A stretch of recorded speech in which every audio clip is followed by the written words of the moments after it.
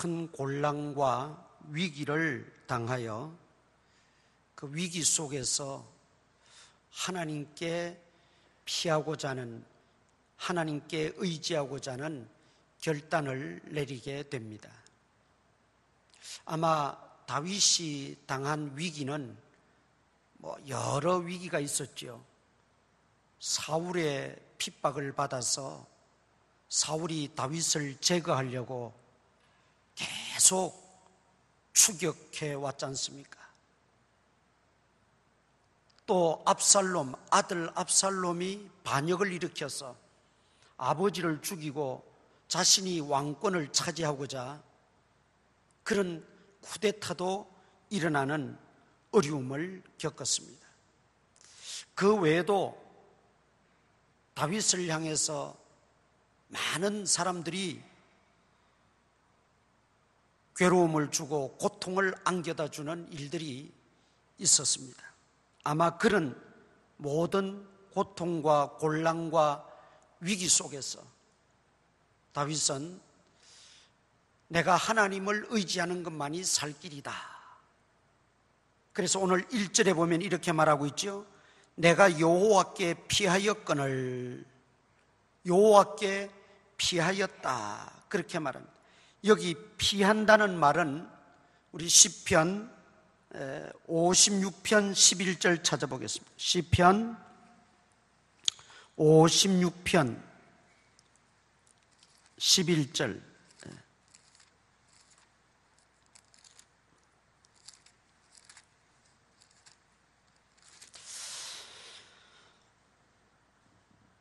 내가 하나님을 의지하였은즉 두려워하지 아니하리니 사람이 내게 어찌하리까.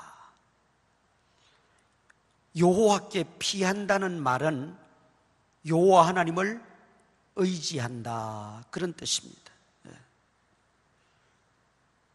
여호와 하나님을 의지하는 그 이유가 무엇일까요?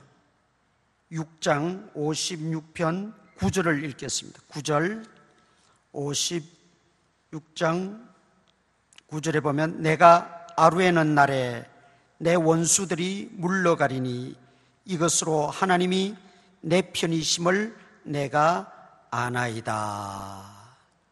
하나님 앞에 맡기고 아루엘 때에 하나님이 내 편이 되어주심을 다윗은 알았기에 여호와께 피하였다. 여호와를 의지했다. 그렇게 말하고 있습니다. 또 여호와께 피하는 이유가 있습니다. 시편 118편 찾아보시거든요. 시편 118편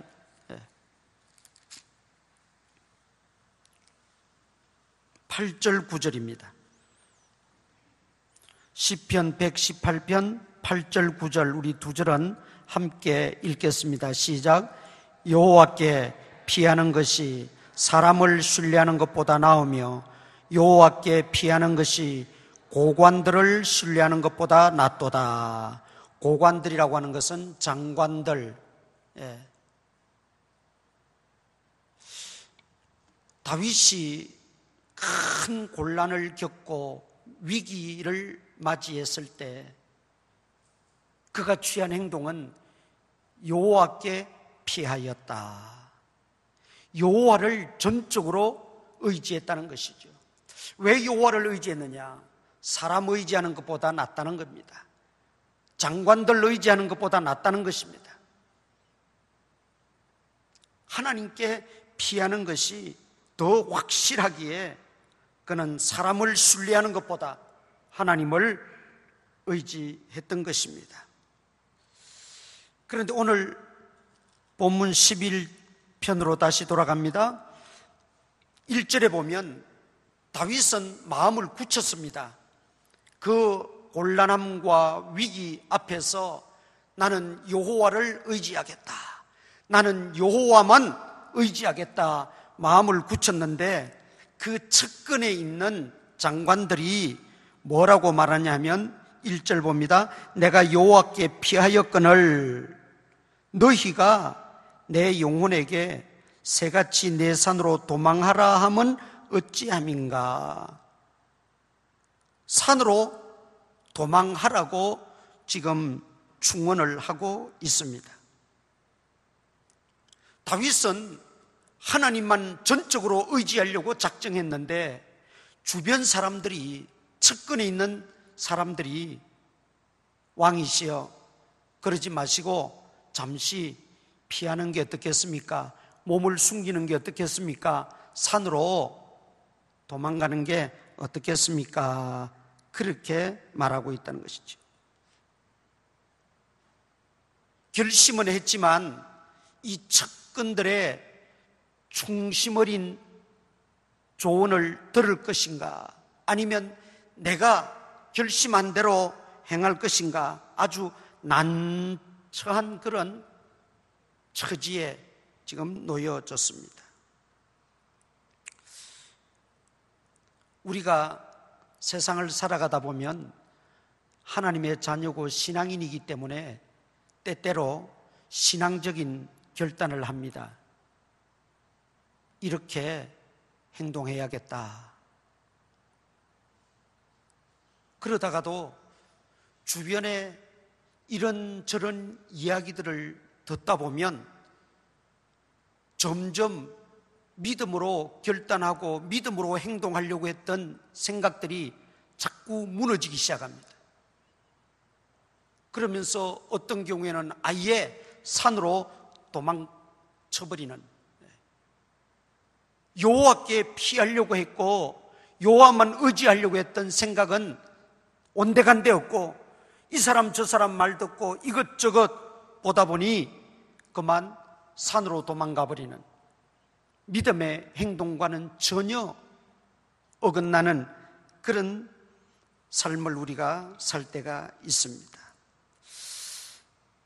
신앙적인 길을 선택할 것인가, 아니면 세상적인, 세속적인, 물질적인 길을 택할 것인가, 기로에 서서 고민할 때가 많이 있지요.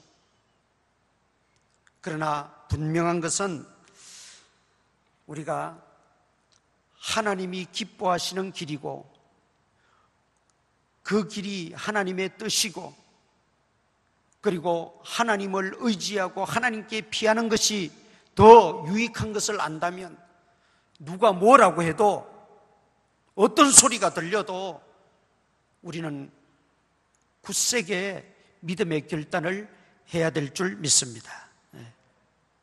다니엘과 그 세 친구는 바벨론의 포로로 잡혀갔어요. 그런데 갔더니만 매일 우상에게 드려졌던 그 우상 제물을 먹으라고 가져온 겁니다. 그러니 하나님을 섬기던 다니엘과 세 친구는 그 우상에게 드려진 음식을 먹을 수가 없어요. 음식을 먹지 않기로 뜻을 정하였다, 결단했다는 것입니다. 음식 맡은 환관장이 여러 말로 회유했지만 그 말에 귀를 기울이지 않았어요. 마음먹은 대로, 뜻을 정한 대로 하나님이 기뻐하시는 것이니까 물과 채소만 먹더라도 좋으니 열흘 동안 우리를 한번 테스트 해보라고 그럽니다. 워낙 그 결심이 강한 걸 알고 음식 맡은 환관장도 어쩔 수 없이 다니엘과 그 세 친구의 요구에 따르게 되지요. 우리가 성경에 보면 이러한 결정을 하고 하나님의 편에 서고 하나님 기뻐하시는 대로 행동하고 믿음으로 행동했을 때 하나님이 기뻐하셨습니다. 우리 다니엘서 1장 17절 찾아보겠습니다. 구약 성경 다니엘서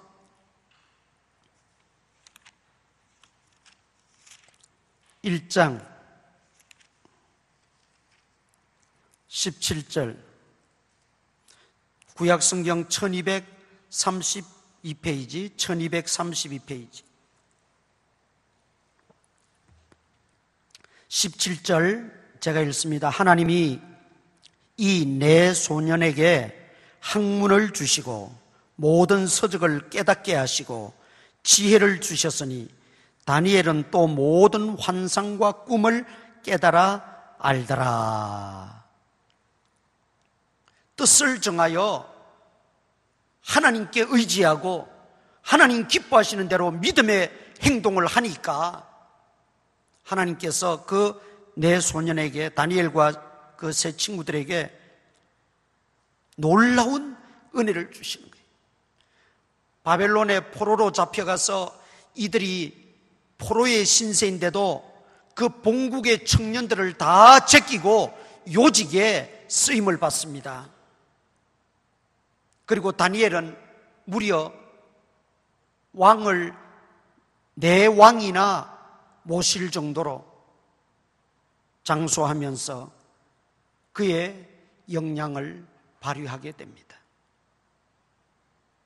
뜻을 정하고 하나님 뜻대로 믿음에 결단하고 믿음으로 행동했더니 하나님께서 은혜를 주신 것입니다. 우리가 믿음의 행동을 하고자 결단하셨으면 어떤 이론이나 어떤 이야기에도 귀를 기울여서는 안 됩니다. 다니엘이 왕이 내린 음식을 거부했을 때 그 왕의 음식 맡은 환관장이 회유만 했겠습니까? 얼마나 협박했겠습니까? 겁을 줬겠습니까? 그러나 그런 말에 전혀 미혹되지 않고 흔들리지 않았어요. 그리고 끝까지 그 믿음의 행동을 했던 것을 볼 수 있습니다. 그렇습니다. 우리 하나님의 자녀들이 믿음의 결단을 하고 좀 늦더라도, 좀 손해를 보더라도, 좀 고난을 당하더라도 회유되지 않고 흔들리지 않고 믿음의 그 결단을 가지고 믿음으로 행동하면 하나님께서 반드시 갚아주실 줄 믿습니다. 하나님의 일은 하나님이 다 행하시고 이루어 가십니다. 내가 결단만 하고 순종하고 행동하면 나머지는 하나님이 다 이루어 가신단 말이지. 사도행전에 보면 사도 바울의 예를 하나 더 들겠습니다. 사도 바울이 복음을 전하다가 예루살렘으로 가고자 했습니다. 그런데 아가보 선지자를 비롯해서 모든 기도 열심히 하는 분들이 바울에게 와서 뭐라고 하느냐면, 선생님, 지금 예루살렘에 올라가면 죽습니다. 지금 예루살렘에서는 선생님을 오기만 하면 잡아서 죽이려는 결사대가 조직이 되어 있고 지금 오기만을 기다리고 있습니다. 그런데 그 죽음의 곳으로 왜 굳이 들어가려고 합니까? 가시더라도 조금 시간이 지난 다음에 들어가시면 안 되겠습니까? 그런데 바울은 이미 하나님과 약속했고 마음을 굳혔어요. 모두가 다 반대하고 안 된다고 했지만 바울은 뭐라고 말합니까? 내가 죽더라도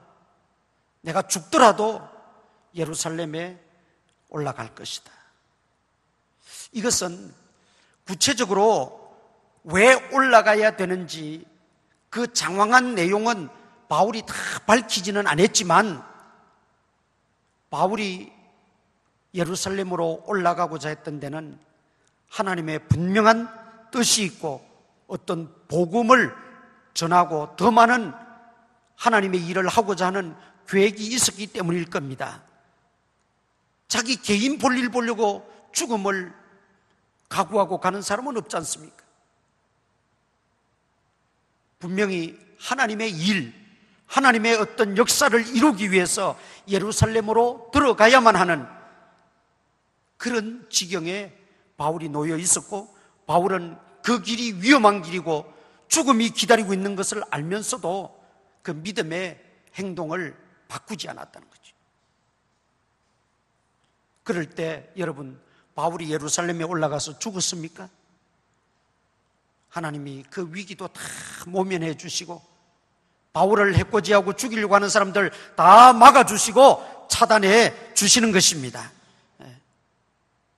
만일 그때 바울이 기도하는 사람들까지 찾아와서 올라가서는 안 된다고 할 때, 주변의 모든 사람들이 만류할 때 그 사람들의 말을 듣고, 그래 뭐 기회가 이번만이 아니지, 뭐 나중에도 기회가 있으니까, 그리고 올라가지 않고 여호와께 피하지 않고 산으로 도망가 버렸다면 바울에게 있어서는 일생일대의 오점이 되었을 겁니다. 두고 후회하는 일이 되고 말았을 겁니다. 오늘 우리가 신앙인으로서 세상을 살아가다 보면 이 믿음의 결단을 하고 믿음의 행동을 해야 될 때가 있습니다. 하나님께 피해야 하고 하나님만 의지해야 될 때가 있다는 말입니다. 그럴 때 끝까지 자기 신앙을 굽히지 않기를 축원합니다. 주변에 무슨 이야기가 들려도, 어떤 만류가 있어도 다윗과 같이 자기의 신앙 행동을 굽히지 않고 산으로 도망가면 안전합니다. 생명이 보장될 수 있어요. 그러나 그는 나는 하나님을 의지하고 하나님께 맡기고 기도하고 나는 도망가지 않겠다. 그 자신의 신앙을 끝까지 지키고 흔들리지 않았다. 이렇게 여호와를 향한 자기 신앙을 굽히지 않을 수 있었던 이유가 3절에 나옵니다. 3절에 터가 무너지면 의인이 무엇을 하랴, 그렇게 말하고 있습니다. 2절에서는 악인이 활을 당기고 화살을 시위에 먹이며 마음이 바른 자를 어두운 데서 쏘리하는도다. 지금 자신이 겪고 있는 그 위기, 곤란한 상황을 2절에서 그렇게 표현해요. 그럼에도 불구하고 주변의 측근의 신하들이 산으로 도망치십시오 하는 말을 다 뒤로 하고 오직 여호와께 피한 이유는 3절입니다. 터가 무너지면 의인이 무엇을 하랴. 터가 무너지면 그랬어요. 여기 터라고 하는 것은 하나님의 율법, 말씀 위에 기초를 두고 세워진 질서나 규범이나 행동 양식, 이런 걸 말합니다. 우리 그리스도인의 삶의 스타일, 삶의 방식, 삶의 행동 양식은 하나님의 말씀이라고 하는 터 위에 굳게 세워져야 합니다. 그런데 하나님의 백성들이, 하나님의 자녀들이 이 터가 무너져 버리면 소망이 없고 살 길이 없다는 겁니다. 다윗은 그게 분명했어요. 터가 무너지면 의인이 무엇을 하랴. 신앙인으로서 신앙의 기반이 무너져 버리면 내가 산으로 간들 무슨 의미가 있고 땅속에 숨은들 무슨 의미가 있느냐, 이 말이죠. 터가 무너지면. 그런데 이 터 위에 굳게 서면 하나님이 책임져 주신다는 믿음이지요. 터 위에, 말씀 위에 굳게 세워지면 하나님이 책임져 주신다는 그 확신이 있었기 때문에 다윗은 흔들리지 않았던 거예요. 오늘 우리도 이런 믿음과 확신이 있어야 됩니다. 터가 무너지면 의인이 무엇을 하랴? 무엇을 한들 무슨 의미가 있고 무슨 또 일이 되겠느냐? 그 말이죠. 터가 무너져서는 안 됩니다. 우리가 믿음을 견지하고 믿음의 행동을 나타내기 위해서는 우리 신앙의 기반이 무너져서는 안 됩니다. 신앙의 기반이 우리가 튼튼해야 돼요. 그 신앙의 기반은 말씀에 깊이 뿌리를 박는 것입니다. 내 경험도 아니에요. 내 지식도 아니에요. 사람들의 이런저런 조언, 충언도 아니에요. 오직 하나님의 말씀에 내 삶의 양식과 내 삶의 방식과 내 행동의 모든 근거를 거기에 뿌리를 깊이 박고 그 말씀이 지시하는 대로, 그 말씀이 인도하는 대로 우리가 살아가게 되면 그 터가 견고하니까 무엇을 하든 어디를 가든 하나님께서 동행하시고 하나님이 함께해 주십니다. 그러나 여러분, 믿음의 사람들이 이 신앙의 기반이 무너져 버리면 다 무너지는 겁니다. 모든 게 무너지는 것입니다. 다윗은 그걸 알았어요. 산으로 도망치는 것이 문제가 아니라 나의 신앙의 터가, 내 신앙의 기반이 중요하고 더 큰 문제라는 거예요. 그러기에 다윗은 자신의 신앙의 기반을 여호와께 깊이 뿌리박고 말씀에 깊이 뿌리를 박았기에 나는 이 위기 속에서도 여호와께 피하겠다, 그렇게 고백하고 행동하고 있는 것입니다. 다윗인들 왜 산으로 가야 살고 산으로 도망가야 안전하다는 걸 왜 모르겠어요?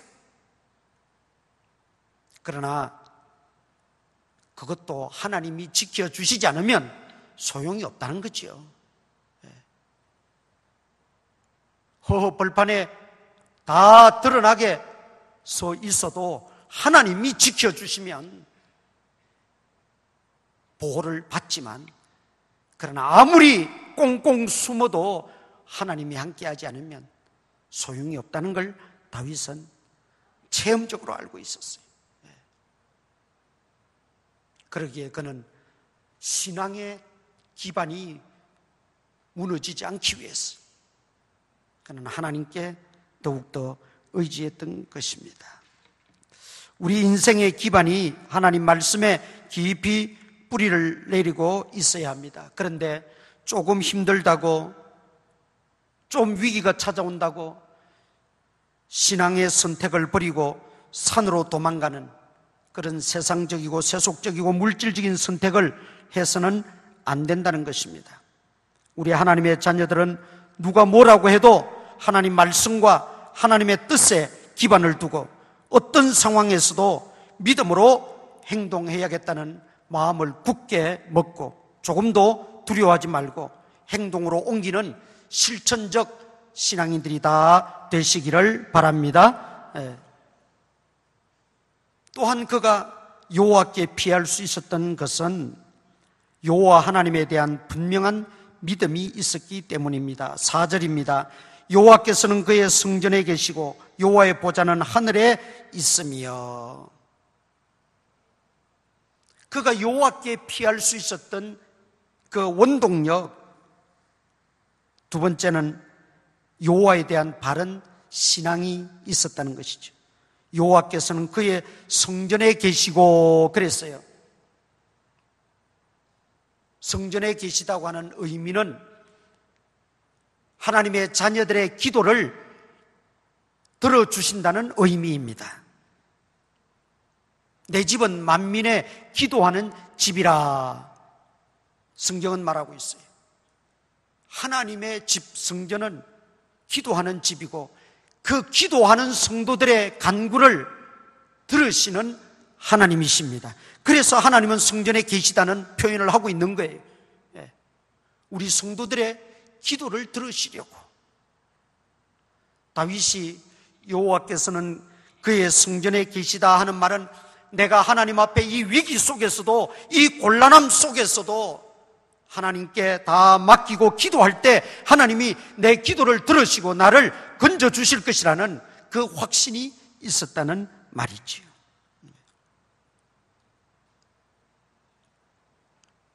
믿음으로 행동하고 믿음으로 살아가는 사람은 무턱대고 믿음을 말하지 않습니다. 쉽게 믿음을 말하지 않습니다. 믿음이 쉬운 것이 아닙니다. 다윗이 그 믿음을 가질 수 있었던 원동력이 바로 하나님 그분에 대한 믿음이 있었기 때문에 그 믿음을 그렇게 말하고 행동할 수 있었다는 것이죠. 그 하나님은 성전에 계시면서 하나님의 자녀가 어떤 형편에서든지 부르짖을 때, 간구할 때 그 기도를 기다리고 계시고 다 들으시는 하나님이시란 걸 다윗은 분명하게 체험했고 고백하고 있습니다. 성전에 계시는 하나님을 경험할 수 있기를 축원합니다. 성전에 계시는 하나님이 저와 여러분의 하나님이 될 수 있기를 바랍니다.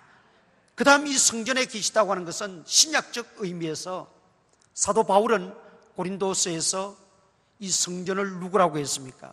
바로 우리 예수님을 믿는 사람들을 성전이라 그렇게 말했습니다. 네가 성령의 전인 줄 알지 못하느냐? 예수 그리스도를 믿는 사람들은 우리 속에 성령이 내주하십니다. 성령이 내주한다는 것은 그리스도가 계시다는 것입니다. 하나님이 우리 속에 함께 계시다는 뜻입니다. 그러기에 우리 그리스도인들을 가리켜서 성전이라 그렇게 신약에서는 말하고 있어요. 이 말의 의미는 뭡니까?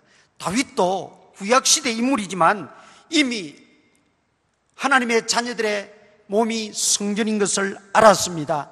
그 성전에는 여호와가 함께 계십니다.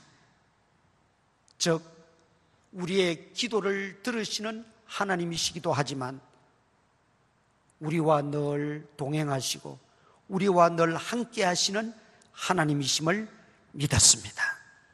그게 여호와는 성전에 계시다는 의미입니다.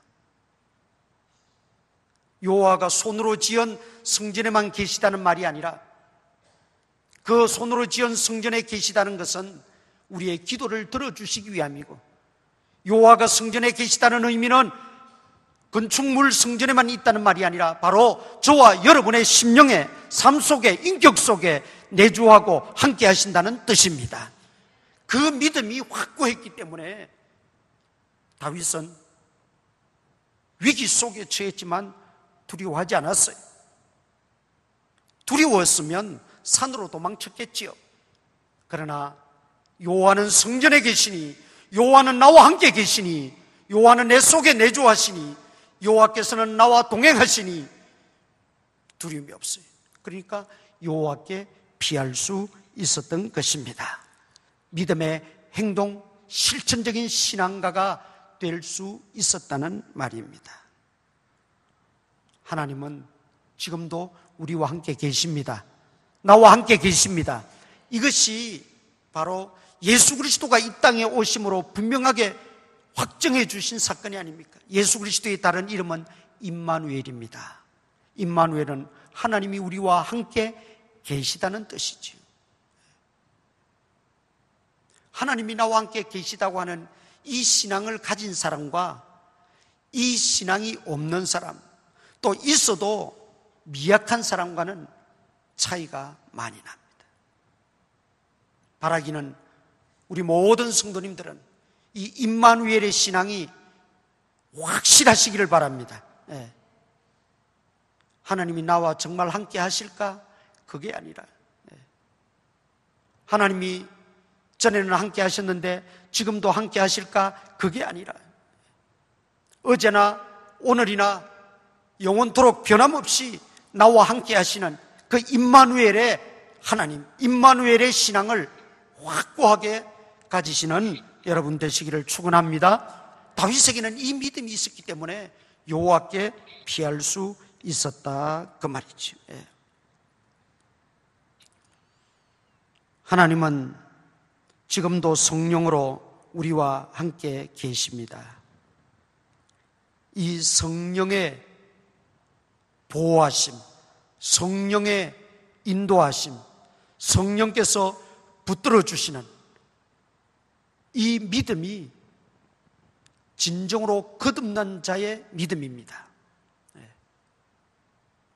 거듭나게 되면 성령이 내 속에 내주하시고 충만하게 역사하시는데 그 성령이 나를 보호하고 나를 인도하시고 나로 하여금 깨닫게 하시고 나에게 때로는 힘을 더하여 주시고,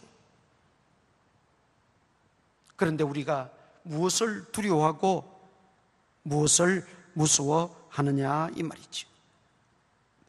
아무 문제가 없을 때도 하나님은 나와 함께 계십니다. 그러나 문제가 있을 때도 여전히 하나님은 함께 하십니다. 세 번째, 다윗이 하나님께 피할 수 있었던 것은, 그리고 믿음으로 소신대로 행동할 수 있었던 근거는 5절 말씀입니다. 5절에 보면 여호와는 의인을 감찰하시고 악인과 폭력을 좋아하는 자를 마음에 미워하시도다. 의인을 감찰하시고 악인은 미워하신다. 이 믿음이 다윗에게 있었기 때문에 그는 믿음대로 소신대로 행동할 수 있었습니다. 이 의인을 감찰하신다는 것은 무슨 뜻일까요? 의인을 보호하시고 의인을 도우시려고 의인과 함께 하시는 하나님의 모습을 감찰하신다라고 표현하고 있는 것입니다. 악인도 하나님은 감찰하십니다. 그리고 그 악한 행위대로 갚으신다고도 말씀했습니다. 그러나 의인을 감찰한다는 이 말은 악인을 감찰한다는 말과는 의미가 다릅니다. 하나님이 악인을 왜 감찰하시겠어요? 복 주시려고 악인을 감찰합니까?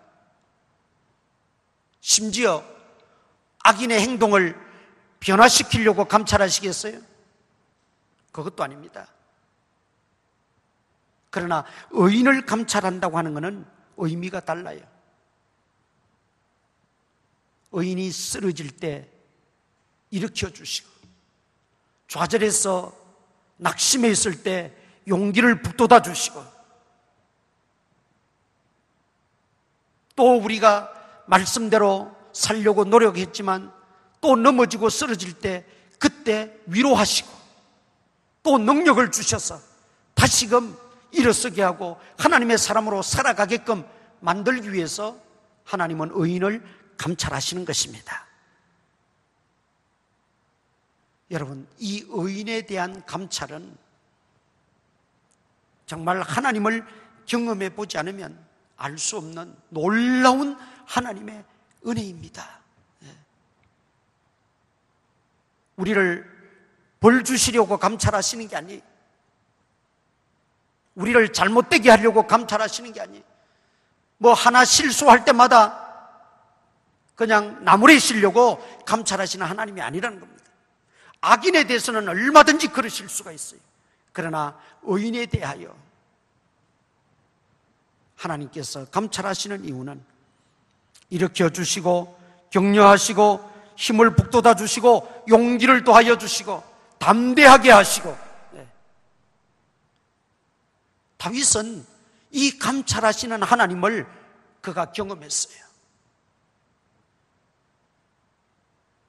그리고 나서 어려움이 있을 때마다, 곤란함을 당하고 위기를 당할 때마다 감찰하시는 하나님을 묵상하고 감찰하시는 하나님을 떠올리면서 그는 하나님 편에 서고 하나님께 피하고 믿음껏 소신대로 행동하는 그런 믿음의 사람이 될 수 있었다는 말입니다. 믿음껏 소신껏 행동하게 되면 감찰하시는 하나님이 반드시 보시고 인도하시고 세우시고 역사하시고 도우신다는 걸 다윗은 너무나 잘 알고 있어요. 하나님은 악인에게는, 오늘 6절에 뭐라고 말했어요? 6절에 악인에게는 그물을 던지고 불과 유황과 태우는 바람이 그들의 잔의 소득이 되리로다. 의인을 감찰하는 것과 악인을 감찰하는 것은 이렇게 천지 차이가 나요. 믿음껏 소신껏 행동하게 되면 하나님께서 반드시 우리 잔의 소득이 넘치게 해줄 줄 믿습니다. 그리고 7절 보세요. 여호와는 의로우사 의로운 이를 좋아하시나니 정직한 자는 그의 얼굴을 배우리로다. 의인을 끝까지 높이시고 의인을 대우하시고 의인을 기뻐하시는 그 하나님의 모습을 말씀하고 있습니다. 그래서 다윗은 소신껏 믿음으로 행하겠다는 것이죠.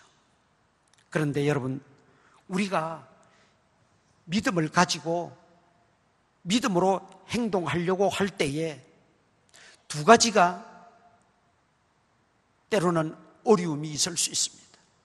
첫째는 주변 사람들입니다. 자, 1절 보세요.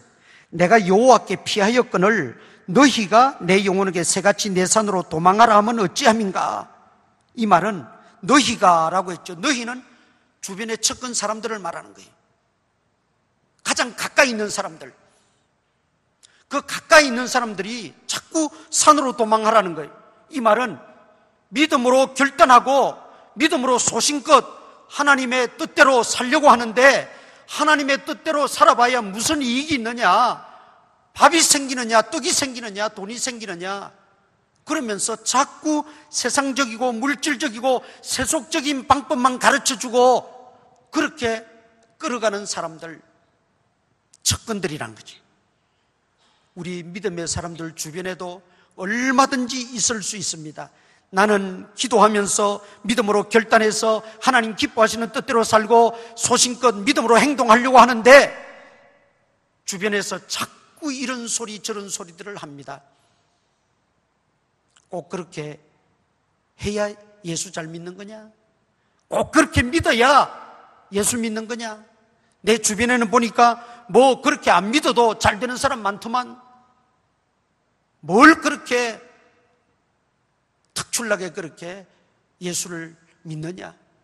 베리베리 소리들을 다 하면서 우리의 믿음의 소신을 꺾어버리는 측근의 사람들이 있습니다. 이 사람들을 조심해야 됩니다. 주변의 사람들의 말에 우리가 우리의 믿음의 소신이 꺾여서는 안 됩니다. 다윗은 주변에서 그렇게 좋은 일합시고 충은 일합시고 또 위한답시고 이야기했지만은 그것이 정말 자신을 위하는 것이 아니라는 걸 알았어요. 이게 영적 분별력입니다. 믿음으로 소신껏 행동하고자 결단하게 되면 정말 죽기를 각오하고 결단하게 되면 이런 분별력도 하나님이 주십니다. 그래서 미혹되지 않게 합니다. 두 번째, 우리가 믿음으로 소신껏 행동하지 못하는 이유가 7절 아까 읽었습니다마는 여호와는 의로우사 의로운 일을 좋아하시나니 정직한 자는 그의 얼굴을 배우리로다. 정직한 자는 하나님의 얼굴을 배웁는다는 것입니다. 하나님 앞에 정직하지 못함으로 말미암아 우리가 믿음에 소신껏 행동하지 못하게 됩니다. 그래서 우리는 하나님 앞에서 정말 정직해야 됩니다. 하나님 보시기에 의로워야 됩니다.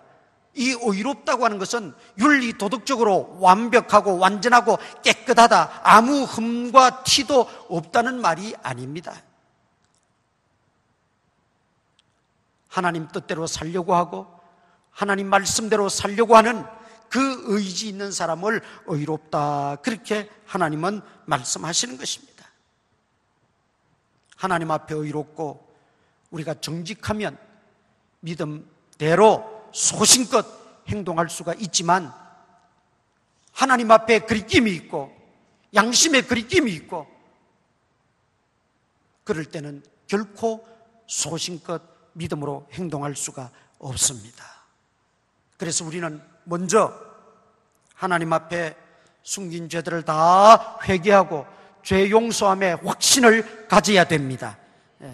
그리고 하나님 앞에 청결한 양심으로 써야 됩니다. 사도 바울이 믿음의 아들 디모데에게 칭찬한 것이 있지요. 네 속에는 거짓이 없는 믿음, 청결한 양심, 내 외조모와 어머니로부터 물려받은 그 청결한 양심과 거짓이 없는 믿음, 참으로 그거는 자산 중에 자산이고 귀한 것이다. 그것을 계속 간직하라고 디모데에게 권면하고 있습니다.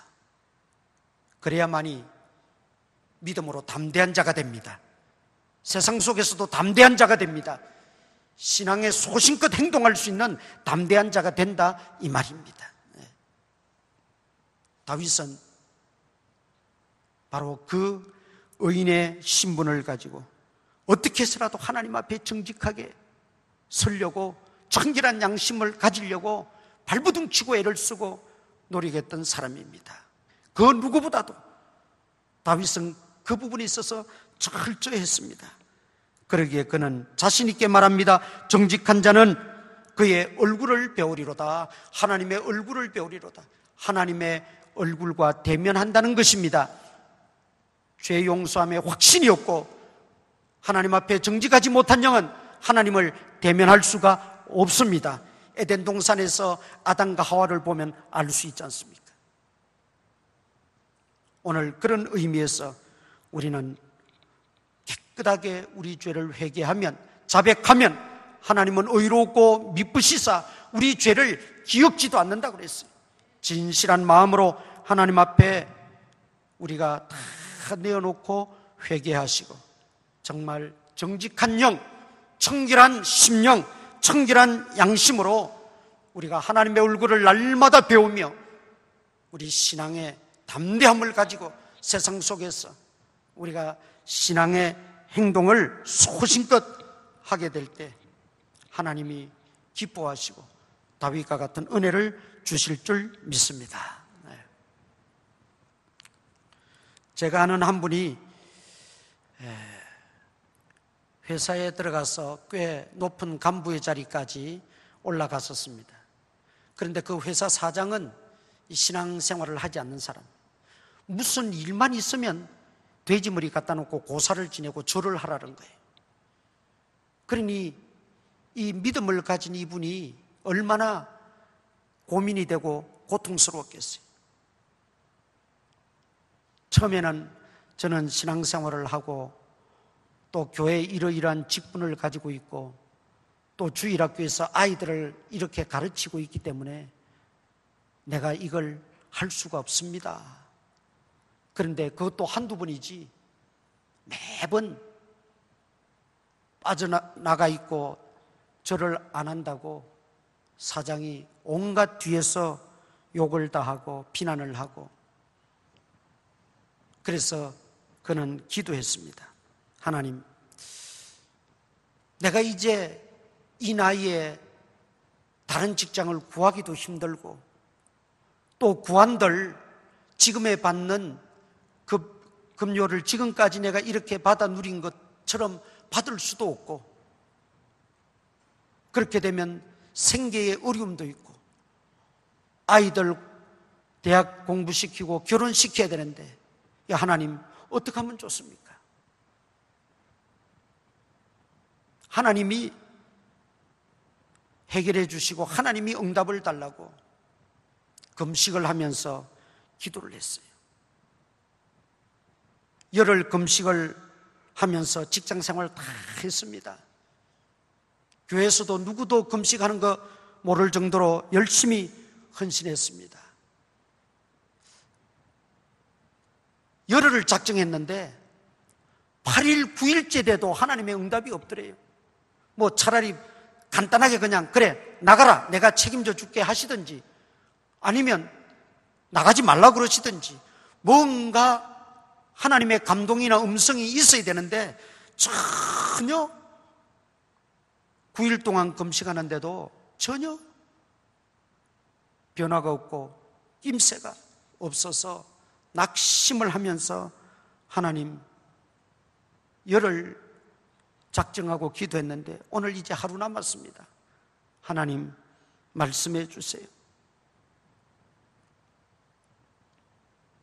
그런데 하나님의 음성이 네가 이미 다 결정해 놓고 뭘 나에게 묻느냐 그러시더래요. 열흘째 되는데 갑자기 네가 다 결정해 놓고 뭘 나에게 묻느냐 깜짝 놀랐답니다. 하나님 내가 언제 결정했습니까? 내가 언제 결정했습니까? 하나님께 물으려고 금식까지 하며 내가 기도하는데 내가 언제 하나님 결정했단 말입니까? 그러니까 또 음성이 들리는데 네가 이미 네 생각대로 결정 안 했으면 뭘 열흘이나 기도하느냐? 하루만 기도해도 내 뜻은 알 것이고 어떻게 하는 것이 말씀 중심이고 하나님 기쁘시게 하는 것인지 알 터인데 네가 한 달, 두 달, 1년, 2년 말씀 들은 것도 아니고 그렇게 오래 시간을 끌고자 하는 것은 이미 네 마음에 그 회사에서 빠져나오기 싫다는 뜻 아니냐? 그 이야기를 듣고 너무 충격을 받고 놀랬답니다.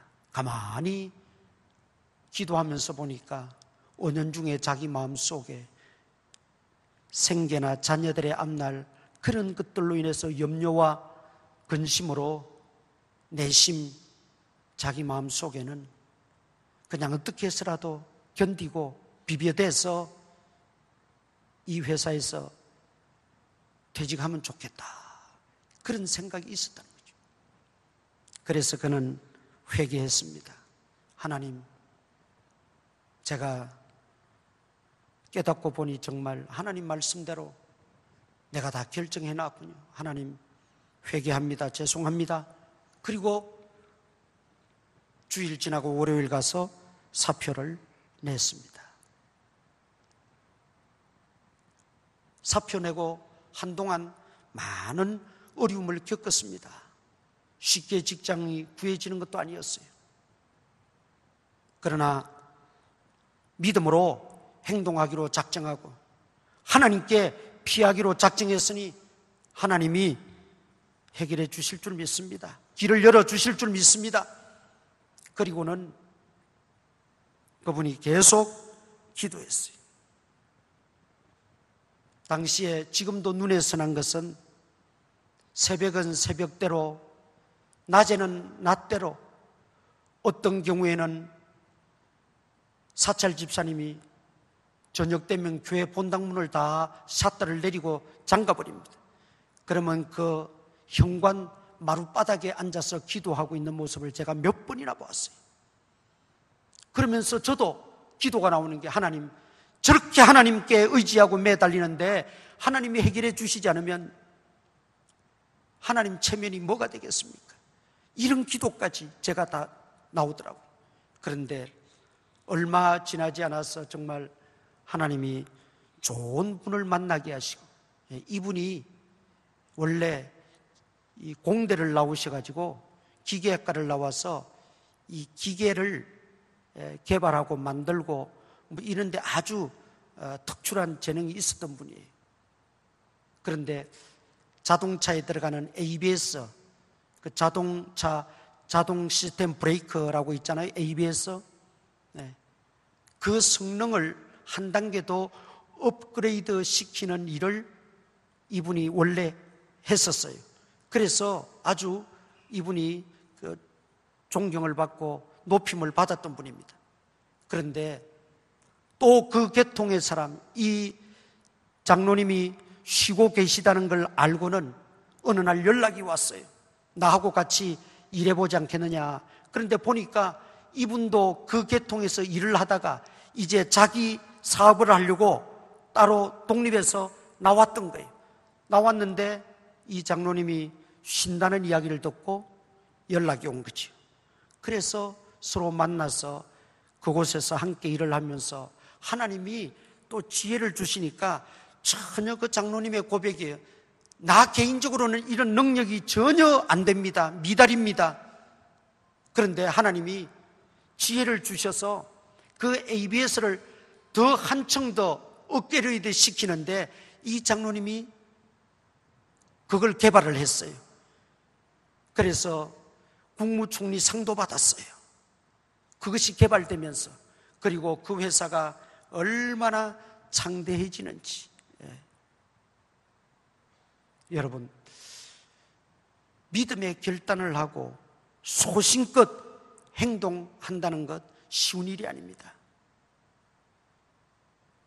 분명 힘들고 어렵고 여러 가지 곤란함을 우리가 각오해야 합니다.